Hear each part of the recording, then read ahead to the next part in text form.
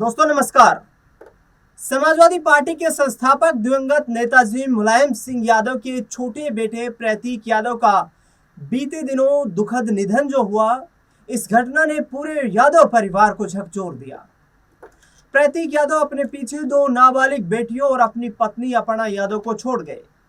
लेकिन अब चर्चा इस बात की हो रही है कि अपर्णा यादव ने अपने पारिवारिक संबंधों को इस मुश्किल समय में बखूबी निभाया है और अखिलेश यादव, डिंपल यादव, शिवपाल यादव के साथ उनकी कुछ बातचीत की तस्वीरें वायरल होने के बाद खूब चर्चा का केंद्र बनी। अब सवाल यह है कि प्रतीक यादव की दुनिया से अलविदा कह देने के बाद क्या अपर्णा यादव बीजेपी के साथ ही सियासी तौर पर जुड़ी रहेंगी या समाजवादी पार्टी में फिर से वापसी करने वाली है। इन मुद्दे और कयासों और अटकलों के बाजार को गर्म करने के बावजूद मुलायम सिंह यादव का परिवार राजनीतिक तौर पर उत्तर प्रदेश का काफी मजबूत परिवार माना जाता है। लेकिन क्या आप जानते हैं, मुलायम सिंह यादव के राजनीतिक सफर में एक ऐसी काली रात भी आई थी, जिस रात यदि मुलायम सिंह यादव के सिर पर ईश्वर का आशीर्वाद ना होता तो शायद समाजवादी परिवार की राजनीति एक पल भर में खत्म हो सकती थी। यादव परिवार की राजनीति एक झटके में समाप्त हो सकती थी। क्या था उस काली रात का वाकया, इस रिपोर्ट में हम आपको समझाने का प्रयास करते हैं। दरअसल राजनीति के भी पहलवान माने जाते थे मुलायम सिंह यादव। मुलायम सिंह यादव यूपी के और देश के सबसे बड़े राजनेताओं में गिने जाते थे। मगर क्या आप जानते हैं कि राजनीति में एंट्री करने से पहले मुलायम सिंह यादव कुश्ती लड़ते थे और मैनपुरी के एक इंटर कॉलेज में शिक्षक के तौर पर सेवाएं भी देते थे। उनके परिवार का पॉलिटिकल दुनिया से दूर दूर तक कोई नाता नहीं रहा। मुलायम सिंह यादव का राजनीतिक सफर एक अखाड़े से शुरू हुआ और एक पार्टी के संरक्षक के तौर पर वे अपनी अंतिम सांस तक अड़िग रहे। मुलायम सिंह यादव उत्तर प्रदेश के 3 बार मुख्यमंत्री रहे और एक बार देश के रक्षा मंत्री का कार्यभार भी उन्होंने संभाला। जिस तरह से वह कुश्ती में विपक्षी को चित कर देते थे, वैसे ही वह भारतीय पॉलिटिक्स में भी 55 सालों तक अपने दांव पेच से विरोधियों को चित करने के लिए मशहूर रहे। कुश्ती के अखाड़े से शिक्षक की नौकरी तक और उसके बाद राजनीतिक जीवन में मुलायम सिंह यादव ने कई बड़ी उपलब्धियां हासिल की। मुलायम सिंह यादव ने अपने जीवन में काफी संघर्ष किया। आर्थिक तौर पर काफी कमजोर था मुलायम सिंह का परिवार।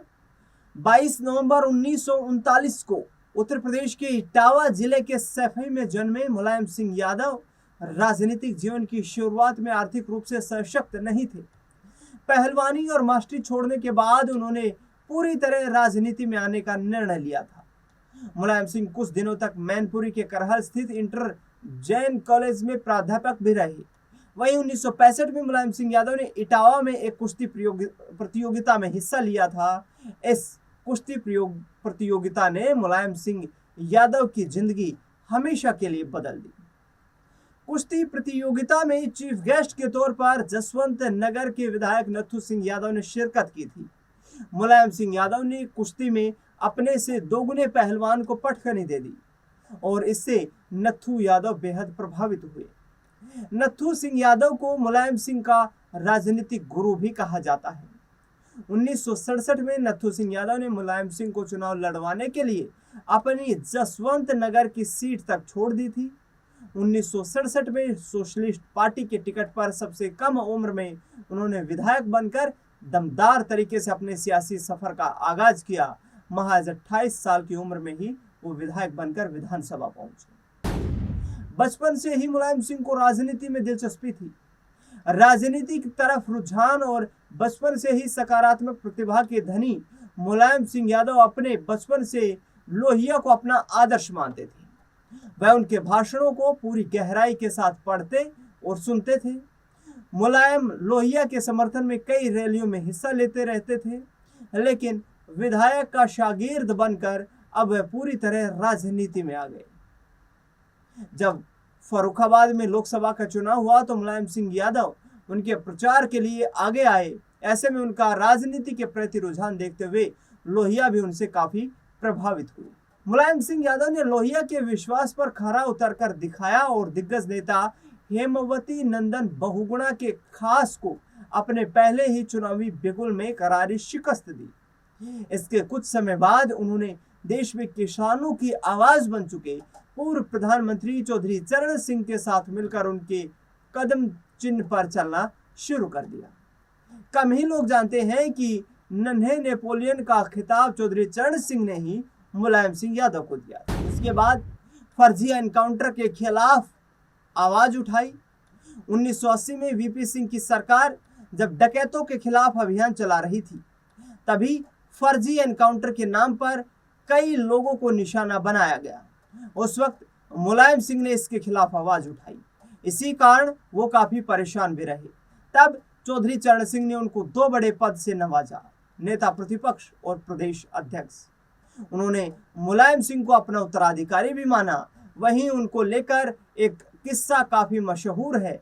एक बार मुलायम सिंह यादव ने खुद की हत्या का भी ऐलान कर दिया था। जब मुलायम सिंह पर बदमाशों ने दागी गोलियां, 4 मार्च 1984 की बात है।